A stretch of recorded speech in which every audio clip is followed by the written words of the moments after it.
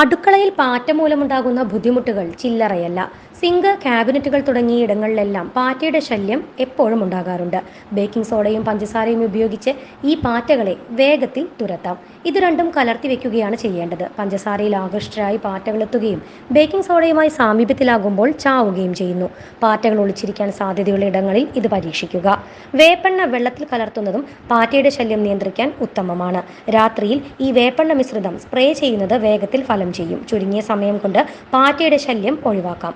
പാറ്റകളെ വേഗത്തിൽ കൊല്ലാനുള്ള മറ്റൊരു മാർഗം ബോറിക് ആസിഡാണ്. പാറ്റകളെ കണ്ടെത്തുന്ന പ്രദേശങ്ങളിൽ ഇത് പരീക്ഷിക്കാം. പാറ്റകൾ ആഹാരമാക്കുമ്പോൾ തന്നെ ഇവ ചത്തുപോകുന്നു. എന്നാൽ കുട്ടികളുടെ കൈയെത്താത്ത ഇടങ്ങളിൽ ഇവ സൂക്ഷിക്കണം. മസാല വിഭാഗത്തിൽപ്പെടുന്ന വയനയിലയും പാറ്റയെ തുരത്താൻ നല്ലതാണ്. വീട്ടിലെ മാലിന്യങ്ങൾ കൂട്ടിവെക്കുന്നത് പാറ്റ പെരുകാനെ സഹായിക്കൂ. വേസ്റ്റ് ഇടുന്ന പാത്രങ്ങൾ കൃത്യമായ ഇടവേളകളിൽ വൃത്തിയാക്കണം. ഏറോനോ അറിവിന്റെ വാർത്താലോകം.